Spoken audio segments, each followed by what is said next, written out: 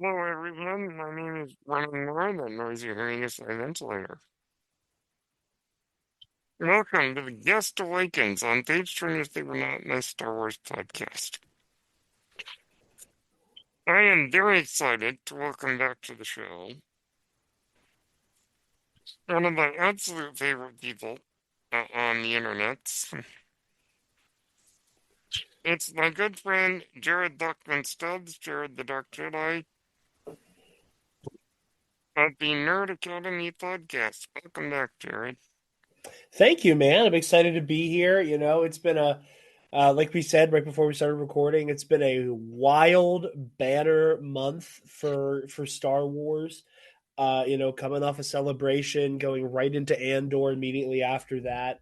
Um, just super happy to be here and kind of unpack what has been a wild month for Star Wars fans. Indeed. And it does seem to, because Andor's come out,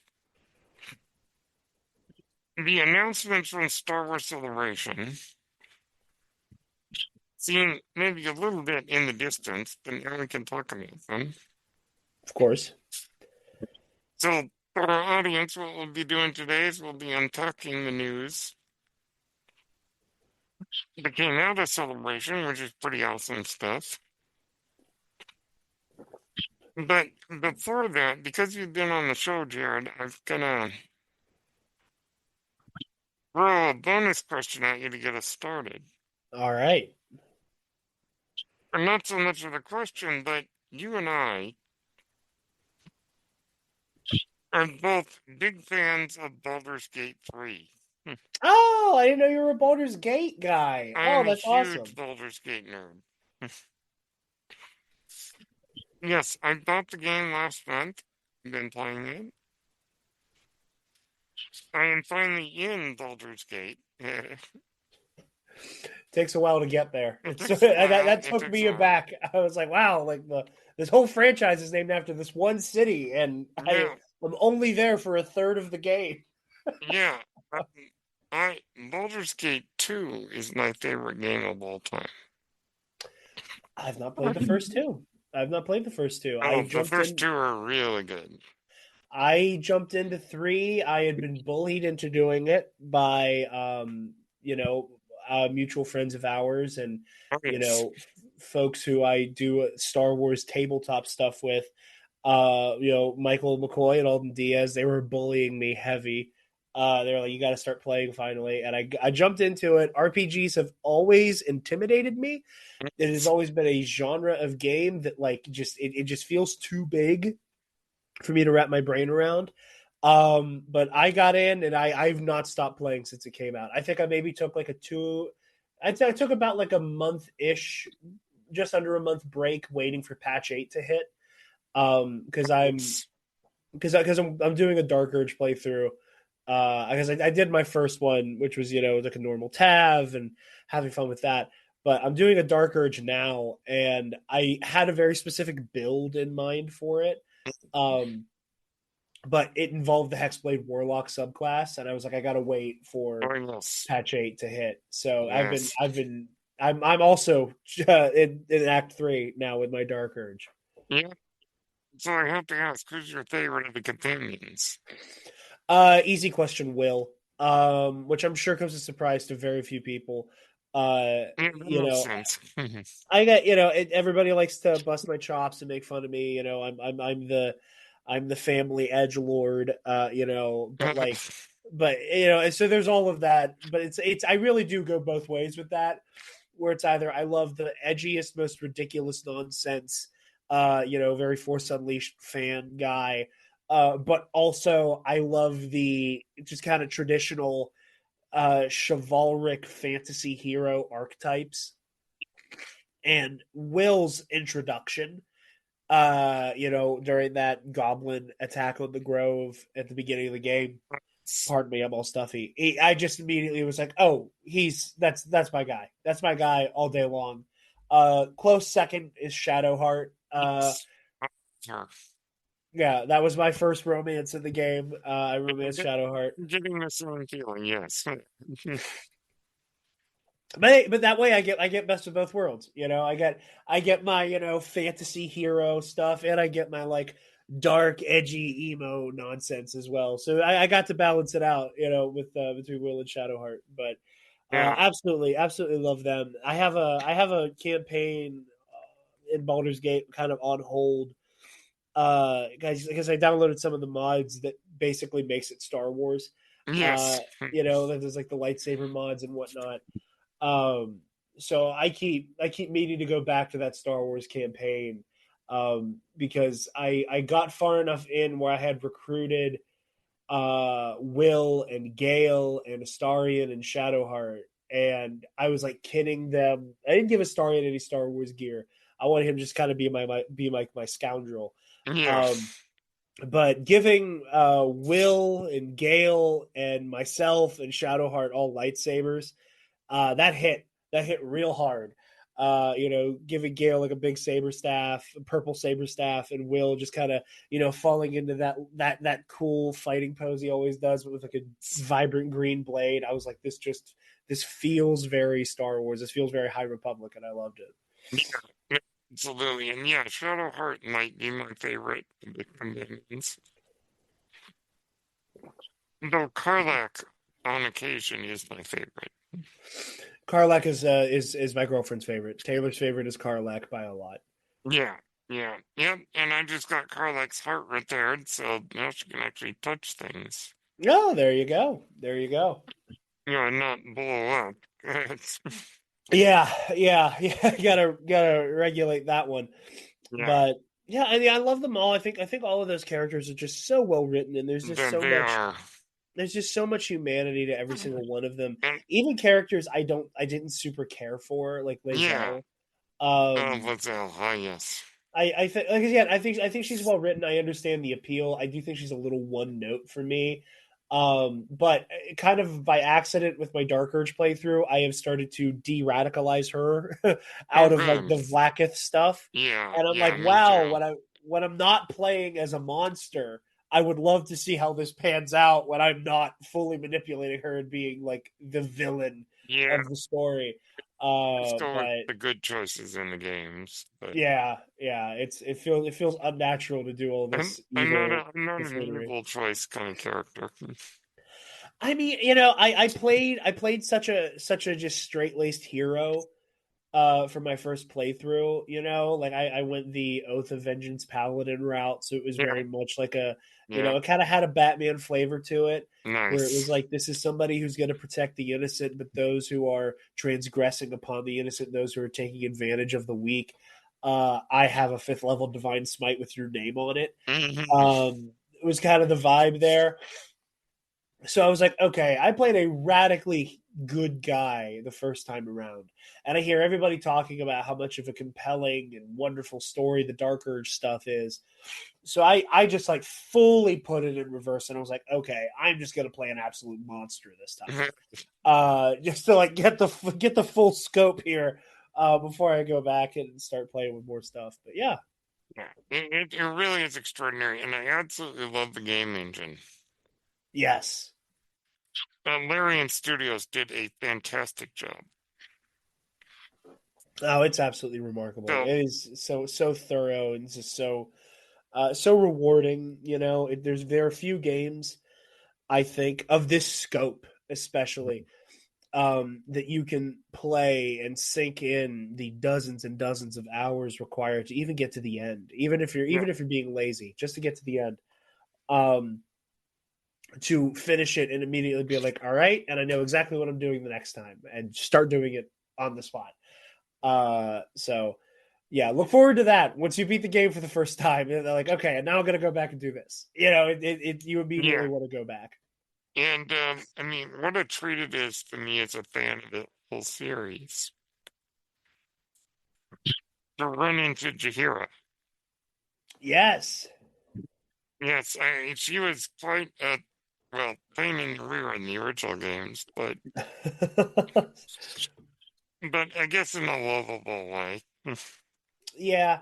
like I said, I hadn't played the first two games, so I kind of had to like do my like YouTube lore deep dives Yeah. to get up to date. And I won't spoil anything for you. All I will say is, Jahira is not the last of the OG characters you will be running into in Act Three. Yes, I figured. There's a I've couple other already heavy hitters who are on the horizon for you. and I've already been in two of the buildings that I visited in the original game. Oh, that's so cool. Which And it ones? was really cool to see them in modern graphics. Okay, so I mean, we could go on about Baldur's Gate 3, Yeah, but yeah. This could be a whole Baldur's Gate episode.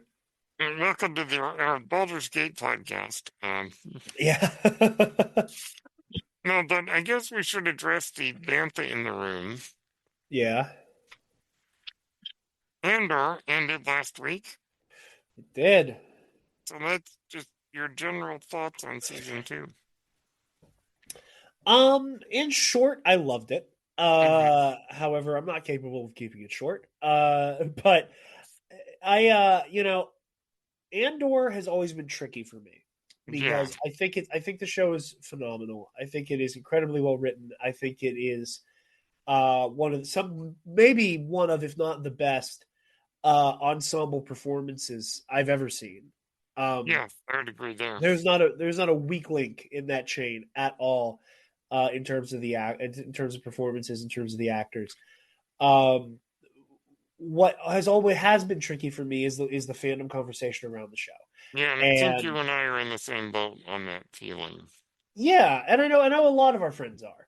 Yeah, That there is this weird sense that because Andor is able to go to such an adult and mature and serious place tonally and thematically, that it somehow invalidates and kind of like makes makes less worthwhile your more fantastical, pulpy, you know, hokey Star Wars fare. That hmm, it makes somebody go, oh God, like why were we wasting our time with Book of Boba Fett and Ahsoka and Mandalorian, and Obi-Wan Kenobi, and then it's like, oh look what Star Wars can do without quote unquote nostalgia, look what it can do without doing all this kiddie nonsense.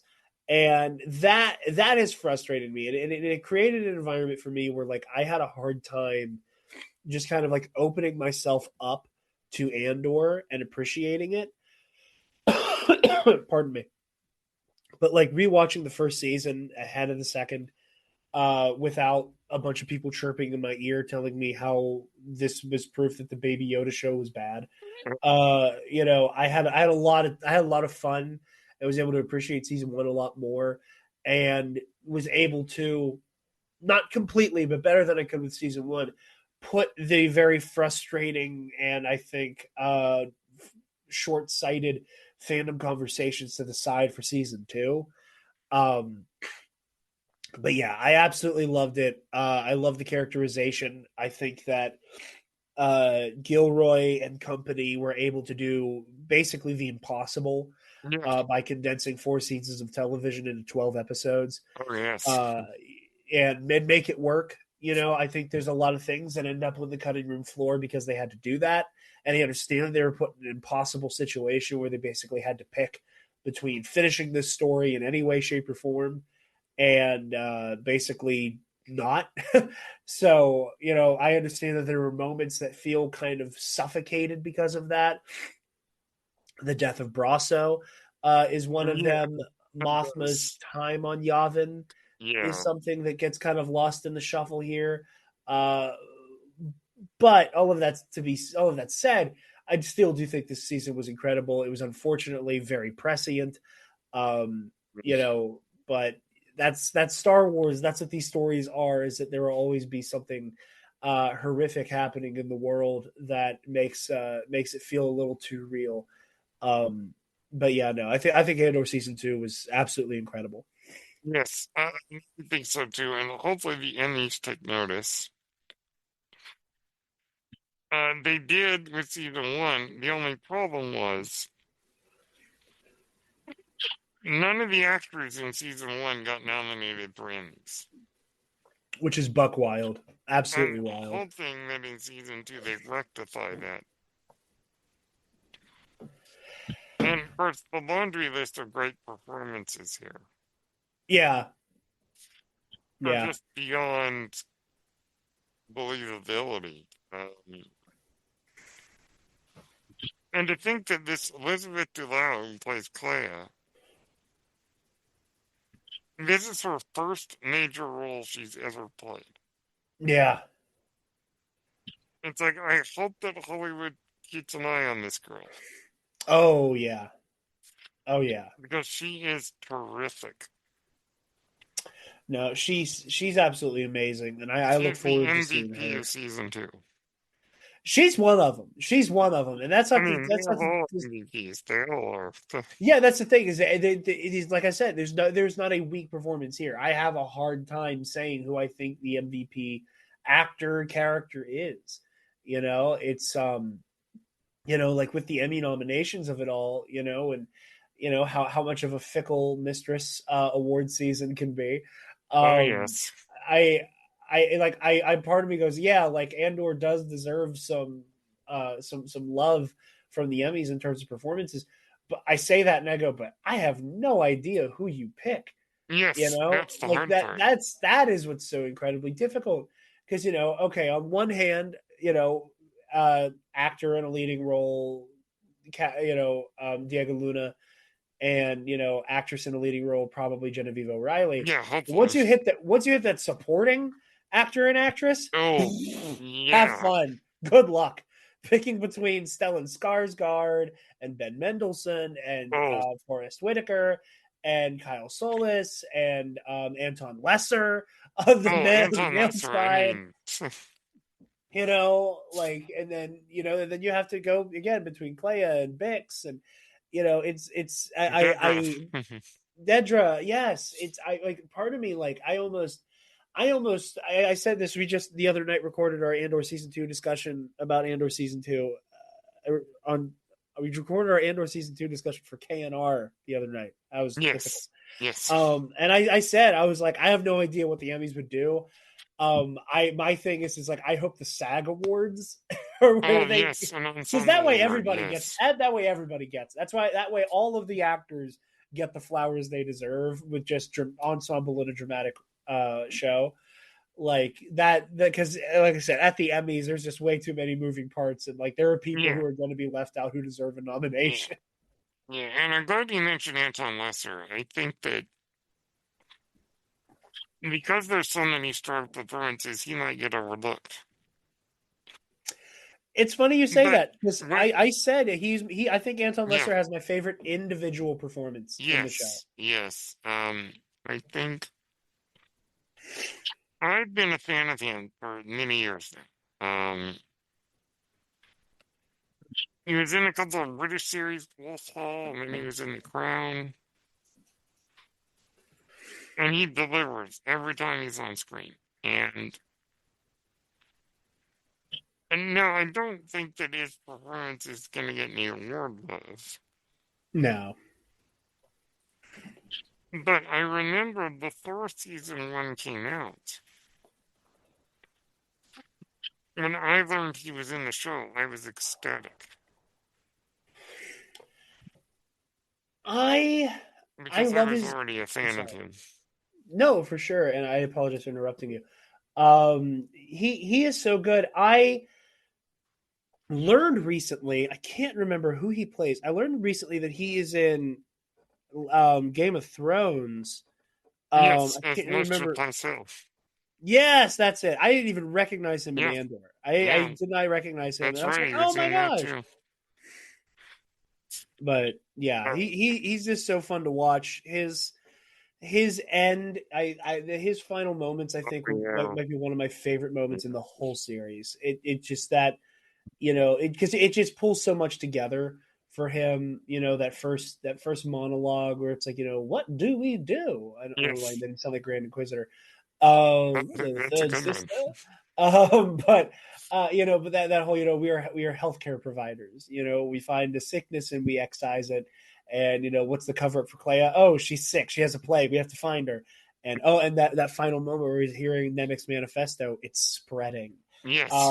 You know, that he looks at the hope, and that this free spirit that the galaxy wants to bring out so badly as a contagion, and you know, just pulling all of that together so neatly. And you know, something that came up when I had Alden and Ken on KNR, kind of talking about the politics of Andor in and out of universe.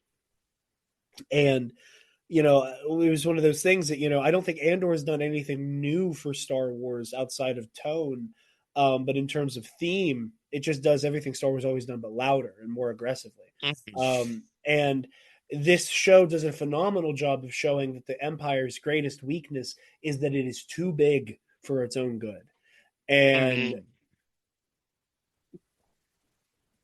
what was that? I'm sorry. Indeed. No, Oh, absolutely. but you know, because again, like you take, you know, this gigantic war machine, that had the pleasure of getting to say they were the ones to wipe out the Jedi Order, and the fugitive they were looking for months was right under their nose, and he used the incredibly clever trick of giving a fake name, and that's how he got away. You know, Yeah. Yeah. you know, it's too big. It's too big. It's to be self sustaining. Um, you know, he sees it. He sees the writing on the wall that it's all about to cave in. He sees how it is too big, and um, you know, he gets, you know, in a grim way, he gets out of Dodge before it can catch up to him personally. Yeah. And there's something just so haunting about that. Yeah. And being a classically trained Shakespearean actor that he is, he knows how to use his words, even though it might be limited screen time. Yeah. He knows just the right inflection to add to his words. Obviously, one of our favorite quotes from him is "thesis, please," Yes. Yes. His which is delivery a is great just so line. I delightful. love that. Um, and then, of course, Andor gives us one of the best Star Wars villains, if not villains in general. Our girl, Kendra Nero, she is a piece of work, I tell you. Oh man, what a great What a character. great You character. know, Denise Goff is so good in the role. she's just remarkable. She's just remarkable, and I think it's really cool that, like, you know, when at the end of season one, when we're like juxtaposing her with Cyril Karn, that you know, we see Cyril as this obsessive, um you know, like desperate for validation and desperate for A attention simp. and commendation, you know. And we see Dedra, and she is just so under control and so outcome oriented that it was kind of crazy, you know. And I bought every second of it, and it's not that I think the Yes. characterization doesn't work, but it feels really crazy that by the end of the show, that like, to find out, oh, Dedra is everything Cyril was but amplified by 1,000. Like, she is everything that was wrong with Cyril Karn but way worse. Which is probably why he was attracted to her. Oh yeah, yeah. He could. Yeah, that those And that whole they thing match each other's is, freak. They could oh sense my it in the gosh. other one. Well, I'll tell you a secret. So 2.5 years ago, I did a video with some friends about our favorite romantic ships. And everything went fine until 9, my number one, sent the show completely off the rails. I said my number one is Dedra and Cyril because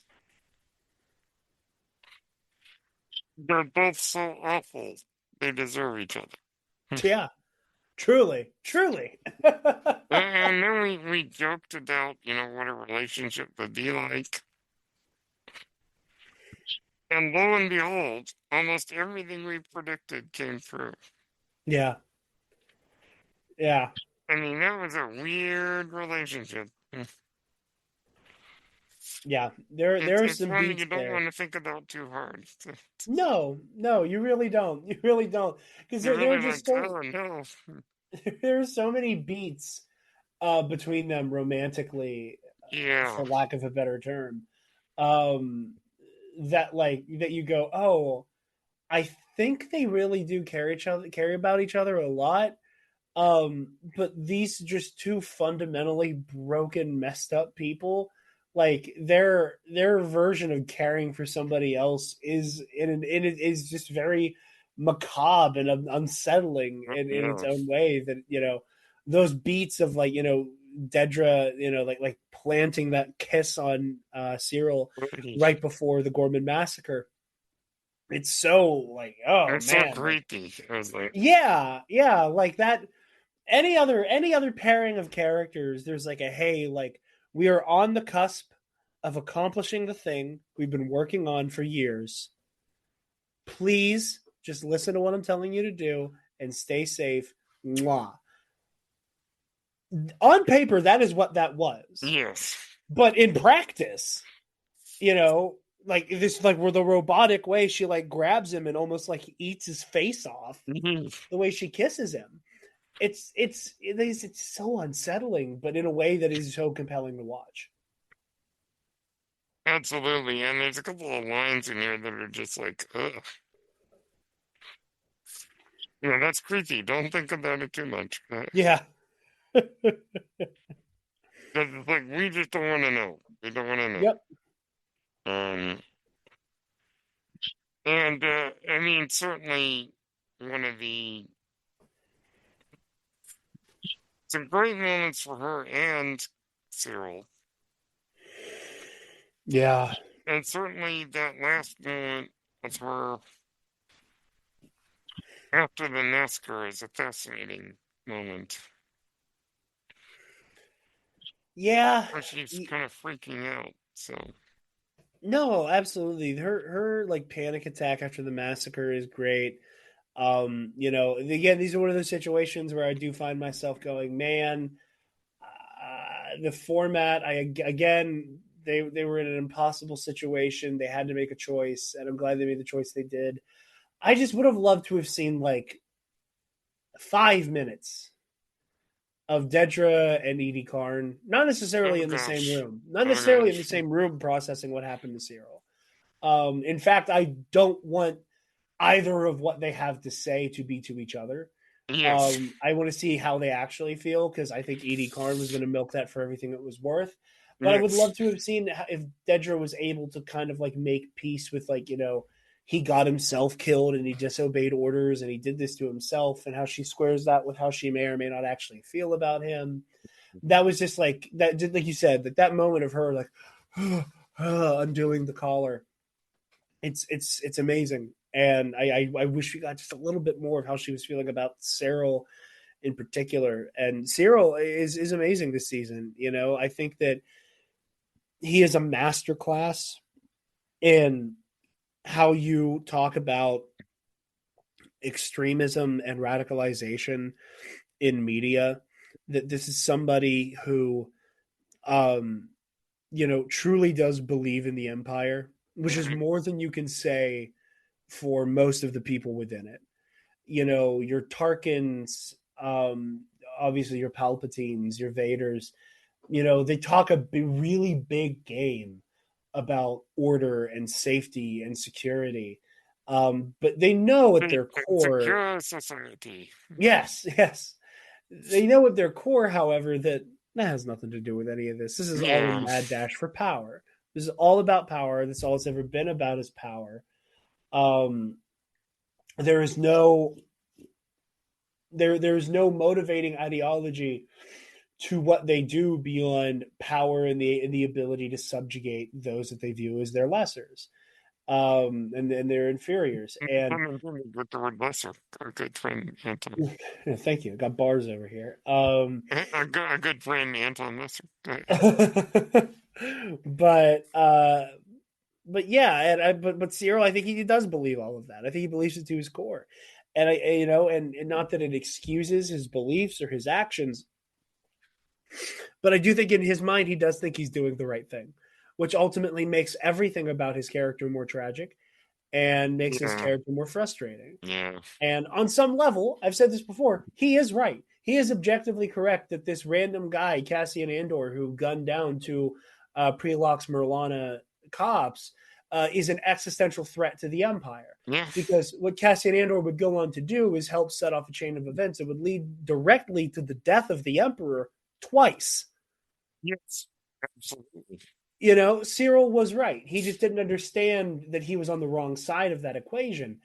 And for Cyril, I think to be on the cusp of understanding just that, I am right, but on the wrong side of the equation, for him to like begin to have that epiphany, see Cassian and backslide into all of that Yeah. anger and rage and His eyes go hatred. red. He turns into a bull charging.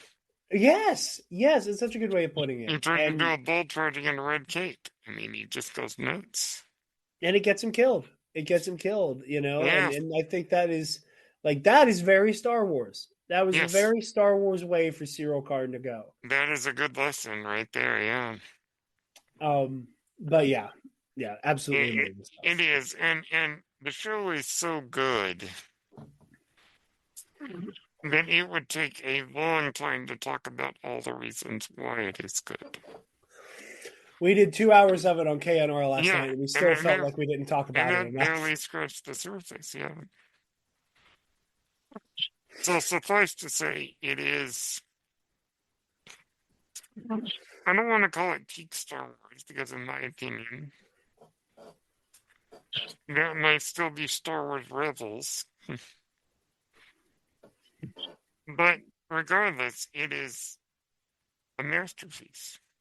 Yes, And absolutely. I don't use that word frequently with Star Wars. I certainly like a lot of Star Wars. I enjoy a lot of Star Wars. But very few things do I say are masterpieces in Star Wars. And Andor, I think, is. Um, There you go. so it was really cool to have Star Wars Celebration immediately followed by Andor. Yes. And we have enjoyed a very good month. Mm. I went and saw Revenge of the Sith in the theater again, Hmm. Same. I got to see it twice, which was a lot of which fun. which was so good, so much fun. The sound that we had in our theater was amazing. So I'm just sitting there going, "Oh my gosh, this sounds so good," and still looks good for being 20 years old. Yeah.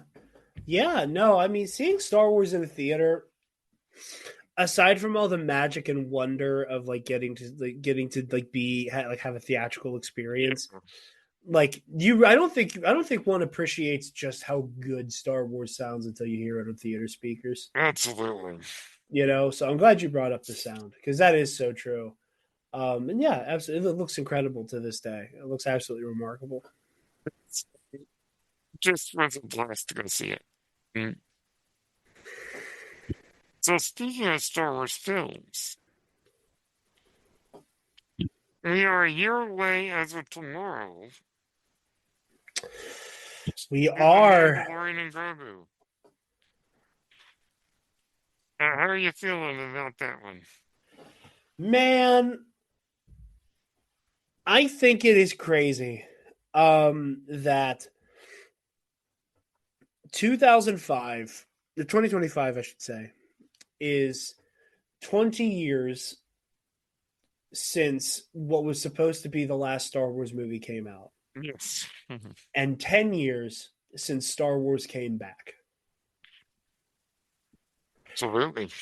And sitting at this like weird like double nexus point of it was supposed to be over 20 years ago and it came back 10, and in 1 year we're back again. Yes. That all like thinking about all of that kind of at once is surreal. um I am so excited for the Mandalorian and Grogu. Um going into the Mandalorian, it was a story that I did not think I was going to be super into. Yeah, Because I like my Force, I like my space wizards, that's and how I was feeling about Andor.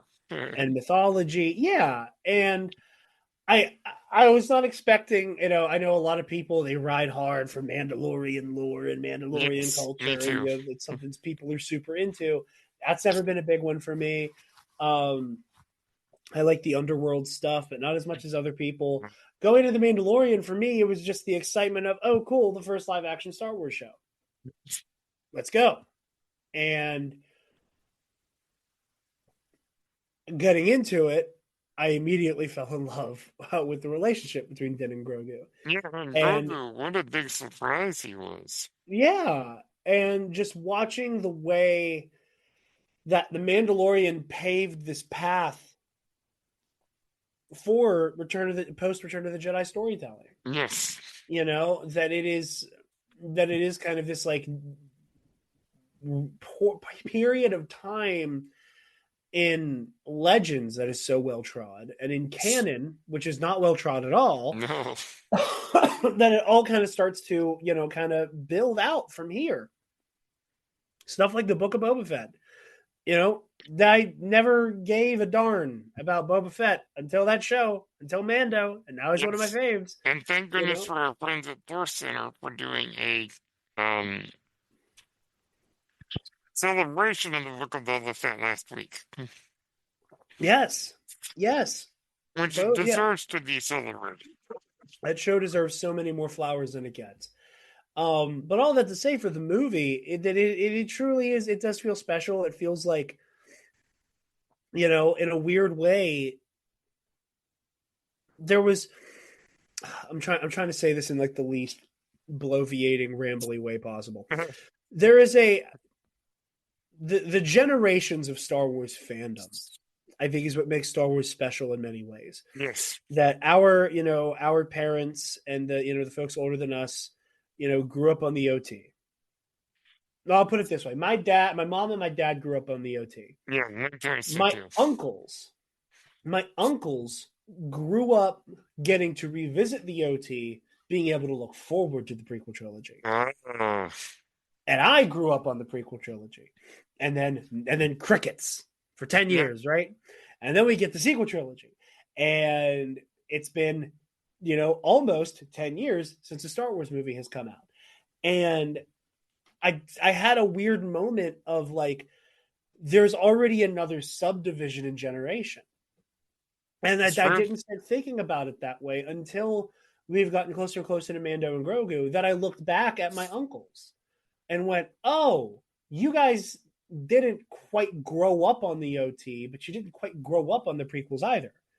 You grew up watching them and then got the prequels, Yeah, and I think that you have that, like, that, original trilogy generation, the first generation of in-betweeners, the prequel kids, the dark times, the sequel kids, and now we have this in-betweener generation again of, you came up with the sequels, but since you came up with the sequels, everything else is a smorgasbord for you in this generation, or this era of like hypersaturation of Star Wars. yeah, And now you get to look forward to, like, not to say that television is a lesser art form, because it's not, obviously, but you get to watch Din Djarin and Grogu graduate to the big leagues and have a whole movie.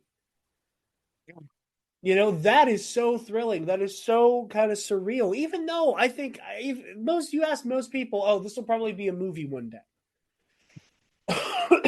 We were talking about Mando being a movie all the way back in season one, probably season one, definitely season two, yeah, which is now 6 years ago.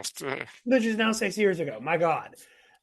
But and now we're here. Now we're here, and it's, we have the Mandalorian and Grogu and Star Wars Starfighter and the Rey stuff and the new Jedi, or the Dawn of the Jedi stuff, and Dave's movie eventually. Like, there's so much on the horizon. Mhm. It is super surreal. It is super surreal. And I'm very, very excited, and I cannot wait for it. I'm counting the seconds. Yeah, yep, me too. So, did you get to attend the panel? What was that? Did you get to attend the panel of Mando and Grogu? No, I was not at Celebration. I was not at Celebration. Okay, So weird. For some reason, I thought you were. I don't know why. Taylor and I were trying to go, but it didn't work out. Okay, well, but we'll definitely see you at the next one. Oh, for sure. And so Mandalorian Grogu, in a year from tomorrow. Ugh. Another one that we get, of course, is what a lot of people were predicting that we would get an animated series announcement. Yes. And we did indeed with Lol Shadow Lord, which is going to come out next year. What are your thoughts? My thoughts. I am. I'm very excited for this. Mm-hmm. I'm not gonna lie. This is the first time I've been really, really excited for an animated project in a long time. Interesting. Um, now that is not to say that I haven't liked a lot of the animation stuff. I have. I've loved it. I love the Bad Batch. It took a little bit for it to grow on me, but I really enjoyed it and appreciated it. The tales of the I think are really fun. Um, I mean, this is the first time I heard something got announced in animation, and I went, "Yes, sold." You know, Yes. like since basically since Clone Wars got brought back for one final season. Mhm. Um, but now that we're on the precipice of this, I first of all, I'm so glad that Sam Witwer, after being such a dependable, great performer, Yes. company man, showing up, doing additional voices, playing, these supporting roles. He gets to have the spotlight as an actor for Maul. That's very exciting. I love him as an actor. So just getting to listen to the dulcet tones of Sam Witwer once a week for a little bit is going to be splendid. Um, I love the era of choice here. I Oh, think that yeah. the I want, if we're gonna keep getting stuff in between Revenge of the Sith and A New Hope, I want it to be as close to Revenge of the Sith as possible in terms of time period, because I love the era of the Imperial transition so much. Yes. Watching that was one of the things I loved about Bad Batch was seeing the new TK troopers and like the slow overhaul from one set to the next. So that's very exciting. Obviously, looking forward to seeing how Crimson Dawn comes into being. This Yes. potential Yes. apprentice he might That's be the big taking. one. Yes. This apprentice he might be taking, who may or may not be a reimagining of Darth Talon. Yes. Um, And Kira might be in here somewhere. yeah, Kira's probably in here somewhere. I this was one, there were rumblings about it for so long. To see it finally announced and know that it's coming next year, I was over the moon. I was absolutely over the moon. I think this might have been my this might have been the announcement that had me the most excited at a celebration. Just rewatched Solo yesterday. And Mm-hmm. of course, we learned that Maul is the head of Crimson Dawn. Mm-hmm. And I'd be fascinated to learn in this series how that happened, where Drayden Boss came from, Mm-hmm. and maybe how Kira overthrew Maul and basically betrayed him and took over Crimson Dawn. I think we're absolutely going to get all of that. And the Darth Talon-esque character is very exciting. Yeah, I mean, I think it's really fun because putting Darth Maul in a mentor role Yeah. is something that Clone Wars attempted. I'm on the record. I don't love Savage Opress as a character. I think he's kind of one note, and I think I don't think we got enough of Maul and his relationship for it to work. But taking somebody who's like primary source of trauma and heartache being this devoted apprentice cast aside and putting him in the role of a teacher, that is just Mhm. it's just a brilliant decision to make creatively. So that excites me to see him get an apprentice, to see it be a reimagining of Darth Talon. Yeah. Obviously Maul and Talon never met in Legends because they are separated by By about 100 300 years, years. Yeah, yeah, yeah, well over 100 years, about 300 years apart from each that's other. true. Um, George wanted to team them up for his sequels because George loves just picking and choosing from Legends. So time will tell on that front, but I'm excited to see the Crimson Dawn and him being cast aside again because that is what it is. Kira Yeah, casting aside. And if there's one thing I particularly hope to see, and it's not surprising to hear me say this, I want to see Darth Vader and Darth Maul go a couple rounds. I think that it was one of the main things I was so disappointed by that we never got to see it in the Clone Wars. Never got to see Anakin go toe to toe with Darth Maul. I think for Maul, or for Vader, it'd be an incredibly complicated situation for him to find himself in, yeah, to go toe to toe with Darth Maul, because it's the constant push and pull, it's the constant conflict within him. Is this Anakin or Vader? Is this Anakin or Vader? Am I acting in accordance with what Anakin wants, or am I doing what Darth Vader needs? And Vader can go in there all scorched earth, like rule of two, you have to be eliminated. You've been a thorn in our yeah. sides. But deep down, Anakin wants to take out the guy who killed Qui-Gon. And that's it, and that's all. And we also see Maul be like, you can't leave me alone with Vader and Rebels. So I kind of want to see see why Maul thinks he can't take Vader and Yeah, he's not he's sure of it. also scared of Vader. Yeah, Yeah, yeah. For somebody who is and as headstrong as Darth Maul is, to be like that guy, no dice. yeah, exactly. And I mean, Star Wars animation has been killing it every time. Even Resistance, which maybe didn't give a lot of viewers, is still pretty good. But I mean, if you look at the storytelling we've gotten in Clone Wars, Rebels, and the Bad Batch, it's on another level. It really is. And it just, I expect that they're going to do it again. I think they are too. I think they are too. They're on an absolute mean streak with these shows, and I think Shadow Lord is going to be an opportunity for them to, for lack of a better term, have a moment with their Andor. Bring make tackle us more, tackle a darker tone. You know, As there we isn't as saw much. them do in the third season of Bad Batch, they can do it. Oh yeah, absolutely. But just generally speaking, like doing this show with Darth Maul, like there is not as much room for the jovial, fun, like comedic relief of like a wrecker. That's not here. That's not here. We have sullen, angry, vengeful Darth Maul, who's capable of incredible violence, hot off the heels of what he did at the end of the Clone Wars, and that's really exciting to me. It is indeed. The other big announcement, Star Wars Starfighter, which will come out in May of 2027, Yes. directed by Sean Levy and starring everybody's favorite Ken doll, Ryan Gosling.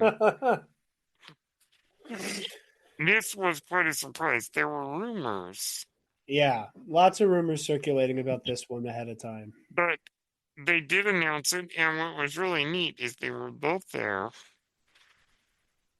and they had a release date. Therefore, I think what that means is that if they have their release date, as Sean Levy said, they are working on it right now. It is not a hypothetical anymore. Mm-hmm. It is we are in production on this thing. And I know that there's been some frustration whether rightly or wrongly among the fans, about projects that are announced and had not happened. At the moment, the fact that they have a release date in 2 years gives me hope that this one is going to happen. Yeah, yeah. I think there's room for that frustration. I think some of it is a little overblown. I think some Yeah, of it is, a lack of understanding of just like what the studio system looks like. Part of it was some of the shoddy leadership over at Disney under Bob Chapek. yeah. And some Just of it kind of, is the movie media press being irresponsible. yeah, yeah, Yeah, no, absolutely. running The to get part the of that is story abundant out class. before it was confirmed. No, you're absolutely right. And I think like you said, some of it I think is justified. Some of it I think is overblown. Some of it I think is, you know, a lot of people making hay over nothing. That said, this is very exciting. Looking forward to the horizon of 5 years after the rise of Skywalker is like Yeah, that's a neat idea. I like that. that just lights me up so much. And it's crazy that like this is such big news and there's nothing to be said about it. That it's like we're getting this movie. It is Sean Levy and Ryan Gosling. It's coming out in 2 years. It's 5 years after the Rise of Skywalker. It's called Star Wars Starfighter, and that is all we know, and that is all we can talk about. And that drives me crazy. I want to know so much more because this is such a great shot to hear called, and now we just got to live with it and wait on the edge of our seats. And how do you feel about Ryan Gosling entering the Star Wars universe? Sorry, you cut out what? How do you feel about Ryan Gosling entering the Star Wars universe? Oh yeah, it's crazy too because like we've all seen all those documentaries and like about how the objective with casting so many of these iconic characters, it was always like go with a nobody Yeah, was the rule, and now it's like an absolute A-lister starring in a Star Wars movie. yeah. That's just so shocking of a decision, but again, I'm here for it. I'm excited for it. It's interesting to see his relationship with Disney began as a Musketeer in the Mickey Mouse Club. Yes. The circle is now complete, as Vader would say. Great pull, great pull. And and certain movie will be kind of. And the last thing, of course, also coming out next year, Ahsoka season 2. Man, What are I your can't wait. general feelings about the series as a whole and the announcement of I this think next season? I think Ahsoka is something special, man. I think that it is. I think Ahsoka as a show is a celebration of what Star Wars should have the freedom to do without dedicated Star Wars fans who already know everything they need to know complaining about it. Yeah, Um, that this series can just take for granted. You've seen these other shows. We've made it clear in all the marketing that these other shows are required watching, and now we're ready to rock and roll and make it happen and tell an incredible story. I think the themes of Ahsoka are really poignant. I think that you know, it is an archetype that is well traveled in Star Wars, but is never been presented this way. We've gotten the kind of war weary veteran who's been around the block more times than they wish to count. Ahsoka the Grey. Ahsoka the Grey, and like we've gotten this archetype so many times in Star Wars, but this is the first time it's being approached this angle of, are you fighting because it's all you know, or are you fighting for a life worth living? And that Mm. dynamic of this show, and that kind of being the thesis statement of it, thesis, please, um, that kind of being the baseline for the show, I love it so much. Obviously, the unenviable position of having to recast Balin Skull. I am excited for Roy McCann to step into that role. I think he'll Yeah, do I was excited amazing. to hear that news, but of course, Yeah. Ray Stevenson was so magnificent in the role, and he is going to be sorely missed. Yes. It introduced us some incredible characters like Dalen. Mm-hmm. We, of course, get the return of many familiar faces, including a certain blue fellow named Thrawn, played, of course, by the incredible Lars Mikkelsen. And I love that the show had a very Lord of the Rings tone. Yes. It was like pure fantasy. And I cannot wait to see where they go with it. I gotta just say, Natasha Liu-Bordizzo is Sabine. She was so able to capture the essence of the animated Sabine. It was incredible. I agree with you completely. I agree with you completely on that one. And of course, Mary Elizabeth Winstead plays Hera.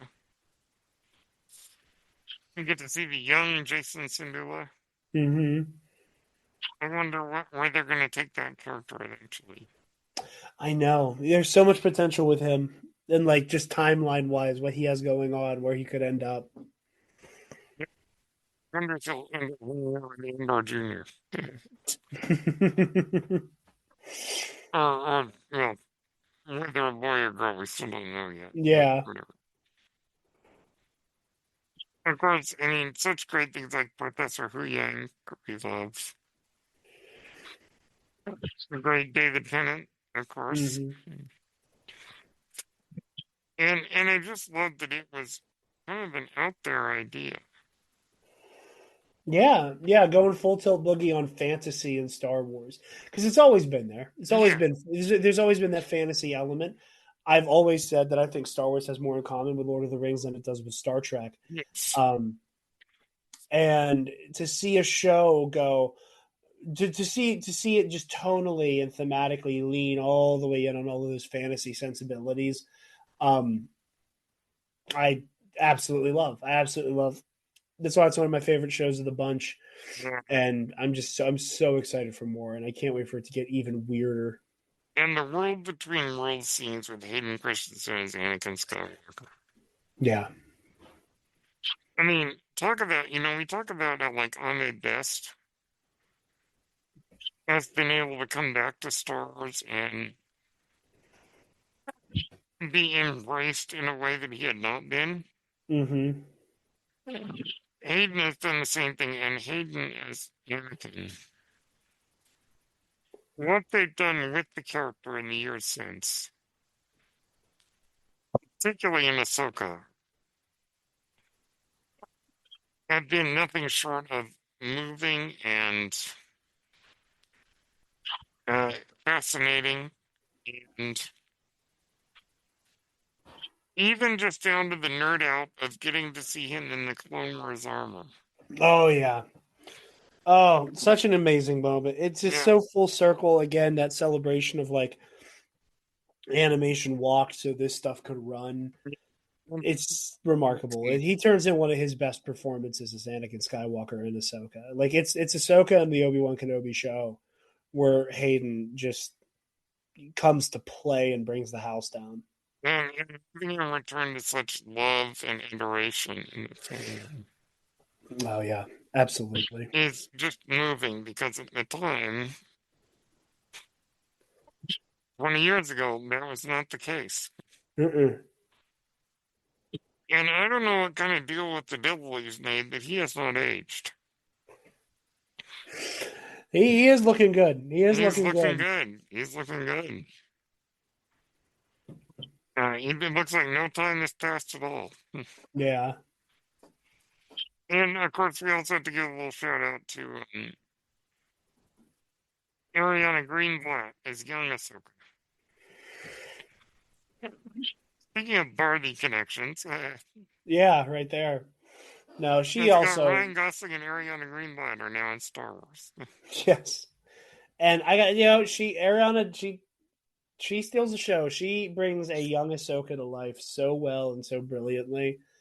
I'm really hoping we see more of that. I'm really hoping we see more of that, Clone Wars flashback stuff to see her, just bring that character into live action so forcefully. And I'm excited to see the adventures of Ahsoka and Sabine Mm-hmm. and whatever Dalen is looking for. But also to see Thrawn's war on the New Republic. Yeah, getting Akbar in the mix. Yes, they're getting Zeb, getting a few others, and I'm interested to see how they're going to tell the story of Thrawn's big war on the New Republic.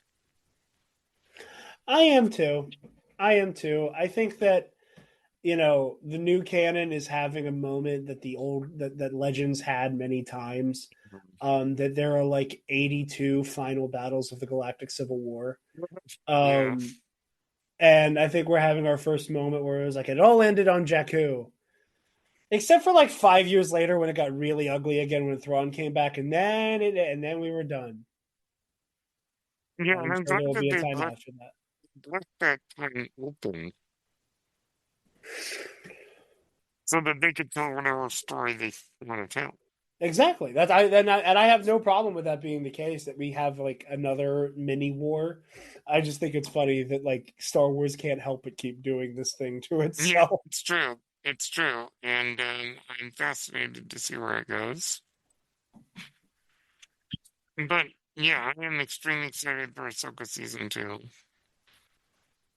Now that Andor is over, it's kind of a quiet time Yeah. because aside from the High Republic, which sadly will be ending next month, Mm-hmm. we're not getting anything till Visions in October, and then nothing big until next year. Yeah. Yeah. Star But Wars is gonna kind of have a quiet period. I'm sure it's going to be worth the wait. It will be. I know it will be. Yeah, I am not looking forward to this quiet before the storm, but I yeah, know that it's going to be full of anticipation and it'll be well worth it. yeah. And I'm excited also to see Sigourney Weaver in Mando and Grogu. Oh yeah, absolutely. I mean, if you want to go into like, the great sci-fi, I mean, is there anyone more awesome than Ellen Ripley? I mean, really? League of Her Own on that one. Yep. And so that would be exciting. And also the other exciting news, and we'll end on this, is the next celebration will be in 2 years in LA, Yeah. which means that I will be able to attend, and hopefully you and Taylor will as well. I have every intention of being there. I am beyond excited to get to LA. It'll be right around the time the George Lucas Museum is opening Oh, up. that's right. Yes. It's going to be a month before Starfighter comes out, a year after Mando and Grogu. Like, pardon me, hiccups. I think we're about to enter like a new like era of Star Wars just firing on all pistons again. And I can't wait. I can't wait, and I can't wait to be in the room for it. Yeah, you in the room where it happens. Hey, there you go. I was trying to avoid doing it because if I say it, it's gonna start playing in my head. Yes. And so it's going to be exciting because I went to Celebration 3 years ago, Yes. but unfortunately I didn't know our wonderful community. I had not found you or Scotty or Jerry or any of those guys yet. And now that I know you guys, getting to meet up is going to be awesome. Oh yeah, yeah. It's gonna be so special. It's gonna be so special getting to meet so many people. I've only met my handful, and um, there are so many people who I know so well, who I talk to every day, who I consider, just cherished friends and respected colleagues, and kind of like the nerd pundit space. Um, well, I've never hugged them. I've never shaken their hand, and that's crazy to me. And knowing that in just like over a year and a half from now, it's go time. It's got to happen, and everybody gets to link up and chop it up. Yeah, and mix and mingle, and it'll be fun. And we may or may not have some interesting announcements coming up, maybe. Oh yeah, I can't imagine what the next celebration looks like. Yeah, Like there's just it's so gonna be much. wild. Anyhow, Jared, thank you so much for joining me today. Thank you for having me, my friend. It's always a pleasure to come by. Yes, always, indeed. And of course, everyone check out the Nerd Academy podcast. You'll not be disappointed. And also go check out the Bombad cast, their friends. Oh yeah, absolutely. If you're not watching Bombad, you got to fix that. You got to Yeah. fix that. And buy Scotty's book. That's what I say. Yes, yes. I am waiting to buy my copy of Scotty's book until I know when I'm seeing him next, so that I know I can get it signed. Yes, I'm probably going to do the same. I probably haven't signed it. I kid you not. I had Scotty on my show a few weeks before our celebration. Yes, And without hyperbole, it might be the best episode I've ever done. he has that effect. Yeah, He's a I great feel guest. He like knows his stuff. He's it so fun to went talk so to. well. And we got into some amazing discussions. And I know that his video essay he did last year very much changed my perspective on midichlorians. Oh yeah, so many people have said that, and like, granted, like I've never been somebody who had like complicated feelings about midichlorians. Scotty, getting to talk to him as he was making that video essay, as he was working on it leading up to it, hearing him speak on it privately, it wasn't so much I have a different take on it. It was like, I appreciate this concept so much more, than just going, oh yeah, sure. Like, I was kind of indifferent on them, but now it's a concept that I really love and I think is truly special. And it makes me happy to hear so many people are like willing to stop and go, well, what is this thing I hated when I first heard about it, and let him expand upon it and kind of, give people a new perspective. And I grew up in that era. I was 13 when I sent him the news. So all that talk about how much people hated the prequels, particularly the midichlorians thing, was swirling all around me as a teenager. Yeah. And over the years, I think I've learned and and thanks to help from Scotty, understood what George was doing. Yeah. And it adds another layer to the force that makes it all the richer. 100%. 100%. And it adds so much of the Phantom Menace in particular. Hmm. With all of the themes about symbiosis and togetherness and connection. The midichlorians are kind of this like distillation of that specific theme that I don't think a lot of people appreciated at the time. But thanks to Scotty, more and more people are going, oh, I get it now. And the idea of symbiosis is an idea that we need desperately right now. Mm-hmm. Absolutely. And Andor also taught us we need to be united, or otherwise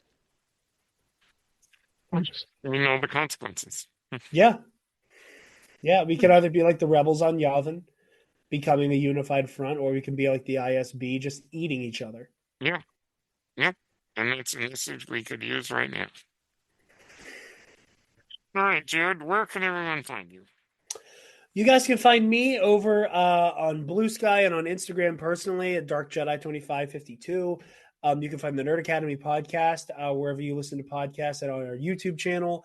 I am the co-host of a show on the Mitch 692 channel called Pro and Noob, where Mitch is taking me through a bunch of anime for the first time. Our Yeah, season on Cowboy Bebop is just now wrapping up.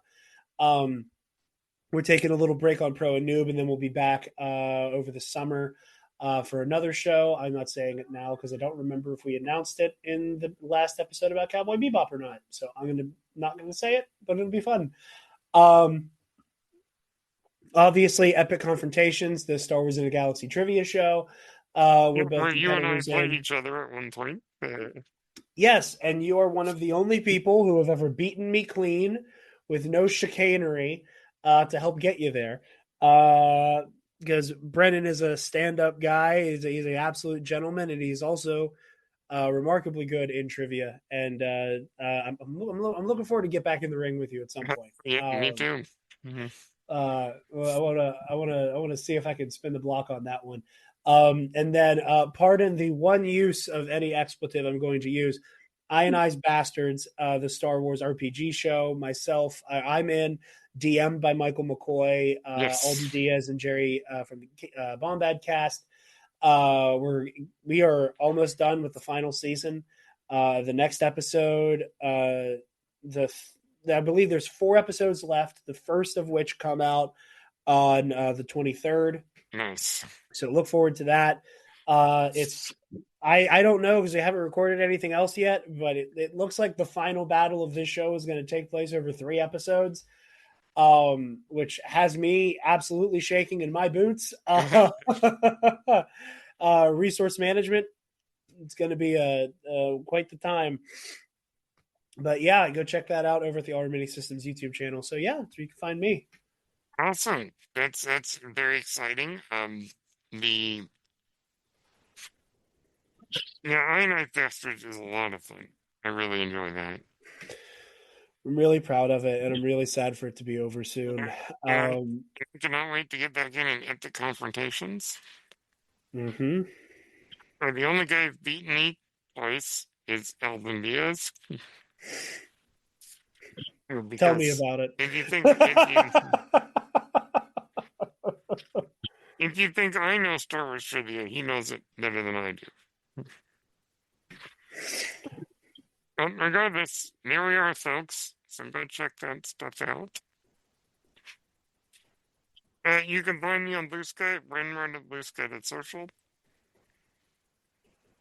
and on Apple, Spotify, and YouTube at Page Turners They Were Not. Thank you for listening to the Guest Awakens, presented by Page Turners They Were Not, my Star Wars podcast. And as always, may the Force be with you.